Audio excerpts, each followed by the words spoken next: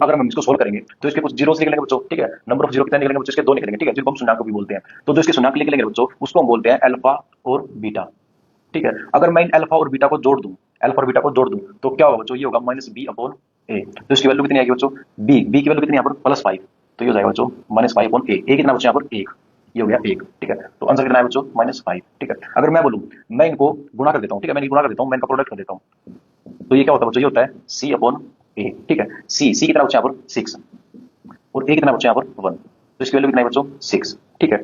अब मैं आपको बोल रहा हूँ बच्चों, अगर मैं अल्फा और बीटा को जोड़ता हूँ तो वैल्यू कितनी आ रही है -5, अगर मैं इनका प्रोडक्ट करता हूँ तो वैल्यू कितनी आ रही है बच्चों 6 आ रही है, ठीक है। अब मैं आपको बोलूँ बच्चों कि मैं इस इक्वेशन को किसी भी नंबर से गुणा करता हूँ, आप जिस मर्जी नंबर से आप इसको गुणा करो बच्चों, किसी भी नंबर से, मैं आपको किसी भी नंबर से अगर मैं इसकी गुणा करता हूँ, मैंने इसकी 2 से गुणा कर दी, ठीक है, मैंने इसकी 2 से गुणा कर दी पूरी इक्वेशन की, ठीक है। तो इक्वेशन क्या हो जाएगा बच्चों, जब 2 की x से गुणा हो जाएगा 2x², ठीक है, प्लस जब 5 की 2 से गुणा हो 5 दूनी 10x हो जाएगा बच्चों, जब 6 की 2 से गुणा हो बच्चों ये कितना हो जाएगा 6 दूनी 12, ठीक है, इक्वेशन होगी ये, ठीक है। अब इसके बच्चों नंबर ऑफ जीरो 2 निकलेंगे, शून्याकों की संख्या 2 होगी, तो अगर उनको क्या बोलते हैं बच्चों अल्फा और बीटा, अगर मैं इनको जोड़ दूं, अल्फा और बीटा को जोड़ दूं तो वैल्यू कितनी आ रही है, देखो बी की वैल्यू कितनी है बच्चों यहाँ पर +10, ठीक है, तो ये हो जाएगा बच्चों -10 क्या यहाँ पर माइनस में, ठीक है। ए की वैल्यू कितनी है बच्चों यहाँ पर 2, ठीक है। अगर मैं इसको काटता हूँ तो आंसर कितना है बच्चों -5, ठीक है। अगर मैं इनका प्रोडक्ट करता हूँ, मैं इनकी गुणा करता हूँ तो ये क्या होता है सी अपॉन ए, तो आंसर कितना है बच्चों सी कितना बच्चों यहाँ पर 12, ए कितना है 2, तो आंसर कितना है बच्चों 6 आया। आपने एक बात नोटिस की होगी बच्चों, यहाँ भी वैल्यू क्या आ रही है अल्फा और बीटा की, प्लस करने पर -5 और गुणा करने पर 6, यहाँ भी सेम आई थी, ठीक है। मैं आपको बोलता हूँ आप किसी भी नंबर से गुणा करो बच्चों, किसी भी नंबर से,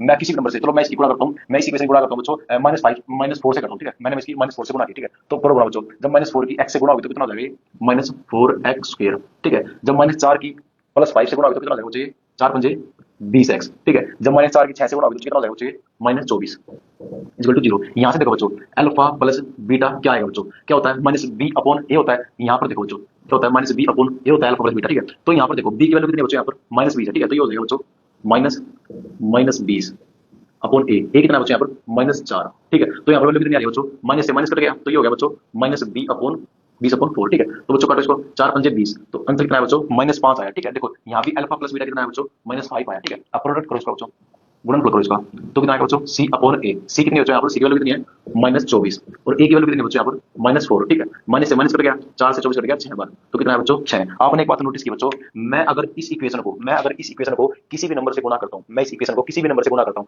तो हमेशा जो इसके शून्याङ्क होंगे, जो इसके जीरोज होंगे उनको मैं प्लस करूंगा तो और गुणा करूंगा तो हमेशा सेम वैल्यू आएगी बच्चों। आप इस इक्वेशन को किसी भी नंबर से गुणा कर दो, किसी भी नंबर से, हमेशा इसके शून्याङ्कों का योगफल और गुणनफल हमेशा सेम ही आएगा। ये बात आपको समझ में आई?